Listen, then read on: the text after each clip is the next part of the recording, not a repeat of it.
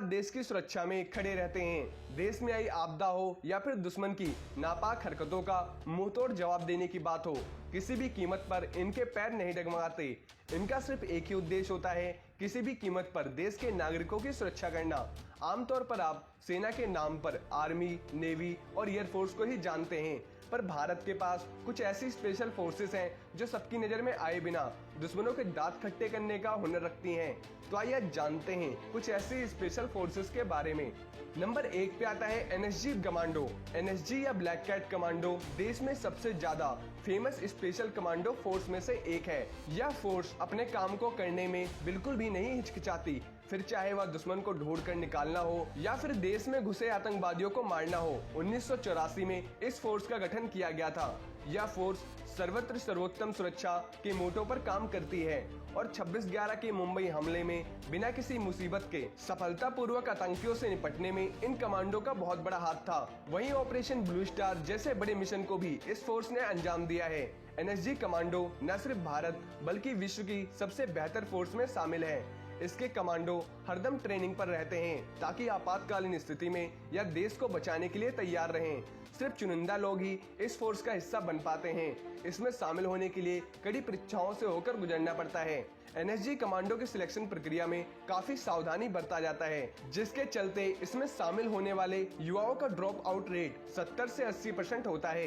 NSG के 7500 commando special action group SAG और special rangers group SRG में बांट दिए जाते हैं।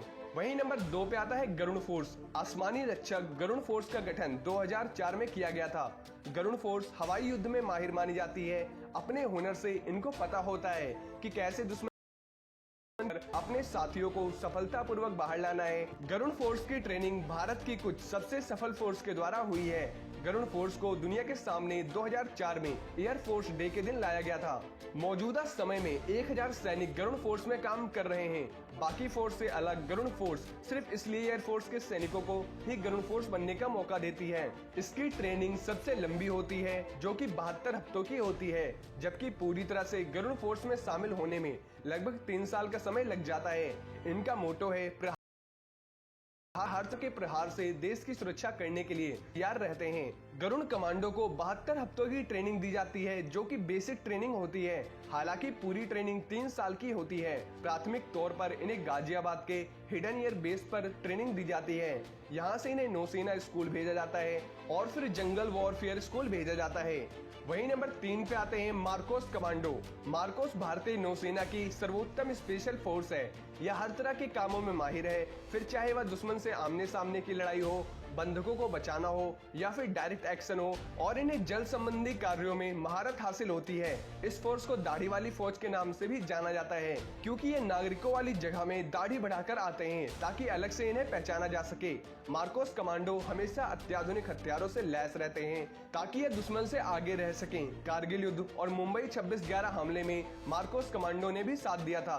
वहीं 1985 में इंडियन स्पेशल मरीन फोर्सेस यानी मार्कोस का गठन किया गया था। मार्कोस बनने की ट्रेनिंग 2 साल की होती है। इसकी खास बात यह है, इसमें 20 से 24 साल के लोगों को ही चुना जाता है। अपनी ट्रेनिंग के दौरान इन्हें अमेरिका व ब्रिटिश स्पेशल फोर्स के साथ काम करने व सीखने का भी मौका मिलता है, जिससे यह हर तरह से लड़ने के लिए तैयार हो जाते हैं। मार्कोस कमांडो विश्व की सबसे कठोर ट्रेनिंग से होकर गुजरते हैं। इन्हें शारीरिक और मानसिक तौर पर तैयार किया जाता है। मार्कोस कमांडो ट्रेनिंग में पहले 3 दिन फिजिकल फिटनेस और एटीट्यूड टेस्ट लिया जाता है। इस परीक्षा को केवल 20% कैंडिडेट ही पास कर पाते हैं। इनकी बेसिक ट्रेनिंग आईएनएस अभिमन्यु में होती है। पैरा जंपिंग की ट्रेनिंग आगरा के पैरा ट्रूपर ट्रेनिंग स्कूल में होती है।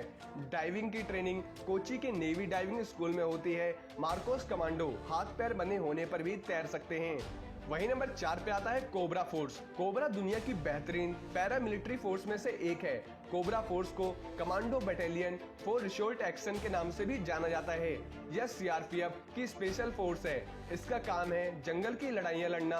इनकी लड़ाई लड़ने के तरीकों को गोरिल्ला टैक्टिक्स भी कहते हैं। इस फोर्स का गठन नक्सलवाद का खात्मा करने के लिए किया गया था। वहीं नक्सली जंगलों में अंदर तक छुपे रहते हैं, इसलिए उन्हें ढूंढकर निकालने का काम इन्हें दिया जाता है। वहीं इस फोर्स का गठन 12 सितंबर 2008 को हुआ था। इस फोर्स का मोटो यश या मृत्यु है। जंगल में होने वाली लड़ाई में कोबरा फोर्स को भारत की सबसे अनुभवी फोर्स कहा जाता है। कोबरा फोर्स के सैनिकों को गोरिल्ला लड़ाई, बम को ढूंढना, जंगल में जिंदा रहने की तरकीबें जैसे हुनर सिखाए जाते हैं, ताकि मुश्किल समय में भी सिपाही को पता हो कि उसे क्या करना है। यह फोर्स अब तक 2 शौर्य चक्र से नवाजी जा चुकी है। वहीं कोबरा फोर्स इन्हें 3 महीने की कड़ी ट्रेनिंग से होकर गुजरना पड़ता है।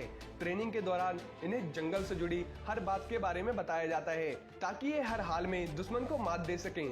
कोबरा को जंगल वॉरफेयर के लिए बेंगलुरु और कोरपुट में ट्रेनिंग दी जाती है। इनकी ट्रेनिंग एनएसजी कमांडो के समान होती है। प्रत्येक कोबरा कमांडो को पैरासूट रेजिमेंट से हेली जंप की ट्रेनिंग मिलती है। इन्हें लंबी दूरी चलकर खुफिया जानकारी इकट्ठा करने की जानकारी होती है। 3 महीनों की ट्रेनिंग के बाद इन्हें नक्सली इलाकों में तैनात किया जाता है।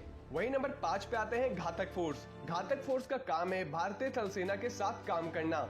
यह एक 20 लोगों की पलटन होती है, जिसका काम है दुश्मन को चौंकाना और फिर उस पर हमला करना।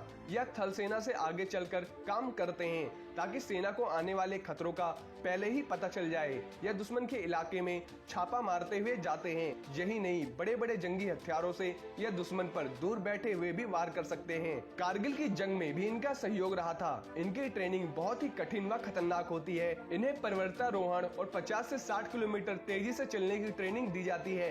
इन्हें ट्रेनिंग के दौरान हाथों में बंदूक पकड़कर और पीठ पर 20 किलो वजन रखकर मीलों तक चलाया जाता है। इस प्रकार ये शारीरिक रूप से बहुत मजबूत होते हैं। घातक फोर्स कमांडो को कर्नाटक के बेंगलुरु में ट्रेनिंग दी जाती है। ट्रेनिंग के तहत कमांडो को 20 से 60 kilometre battle gear round machine चलाना सिखाया जाता है। इसके बाद इन्हें हाई एल्टीट्यूड वॉरफेयर स्कूल भेजा जाता है। घातक फोर्स कमांडो को ब्रिटिश आर्मी के साथ भी ट्रेनिंग दी जाती है। परमवीर चक्र विजेता योगेंद्र सिंह यादव घातक फोर्स का हिस्सा थे, जिन्होंने कारगिल की टाइगर हिल्स पर पाकिस्तान के खिलाफ अपने सैन्य कौशल का प्रदर्शन किया था। वहीं नंबर 6 पे आते हैं para commando. Para commando Bharat की सफल फोर्सेस में से एक है। यह सिर्फ जमीन ही नहीं, हवा में भी लड़ सकती है। पैरा कमांडो ने 1971 और 1999 में हुई जंग में अहम भूमिका निभाई थी। पैरा कमांडो को पैरासूट से कूदकर दुश्मन के इलाकों में अंदर तक घुसने में महारत हासिल होती है। पैरा कमांडो का नाम आपने अभी जल्दी हाल में हुए सर्जिकल स्ट्राइक में इसने पाकिस्तान के कश्मीर में घुसकर आतंकी ठिकानों को नष्ट किया था। यह आतंकियों से निपटने, बंधकों को बचाने के लिए मशहूर है। पैरा कमांडो फोर्स भारत की पहली और सबसे पुरानी पैरासूट रेजिमेंट है। पैरा कमांडो का गठन 1966 में हुआ था। वहीं पैरा कमांडो की लगभग 3 साल तक चलने वाली इसकी ट्रेनिंग बहुत ही कठिन मानी जाती है। पैरा कमांडोज की आसमान से छलांग लगाने से पहले जमीन पर कड़ी ट्रेनिंग होती है, जो कि 15 दिन की होती है। पैरा कमांडो को आसमान में 5000 से लेकर 30,000 फीट तक की ऊंचाई से छलांग लगाकर दुश्मन का खात्मा करने की ट्रेनिंग दी जाती है। एक पैरा कमांडो के पास 2 पैरासूट होते हैं। पहला पैरासूट का वजन 15 किलोग्राम होता है, जबकि दूसरे रिजर्व पैरासूट का वजन 5 किलोग्राम होता है। वही नंबर 7 पे आते हैं फोर्स 1। मुंबई हमले के बाद महाराष्ट्र सरकार ने यह फैसला किया कि वह अपने महानगर की सुरक्षा के लिए एक खुद की फोर्स बनाएगी। इसी की कड़ी में उन्होंने फोर्स 1 का गठन किया। इस फोर्स की सबसे बड़ी ताकत इसकी तेजी है। यह फोर्स सिर्फ 15 मिनट में अपने सभी सामानों के साथ तैयार हो जाती है। इनकी ट्रेनिंग में DRDO, NSG और इजराइल की स्पेशल फोर्स की कड़ी मेहनत लगती है। विस्फोट का ज्ञान, अचूकता से दुश्मन पर गोली बरसाने की इनकी कला इनको अलग बनाती है। कहा जाता है कि मुंबई में किसी भी प्रकार के आतंकी हमले को रोकने में यह सक्षम है। इनकी भर्ती के समय 3000 आवेदन आए थे, जिनमें से बस 216 लोगों का ही चयन किया गया था।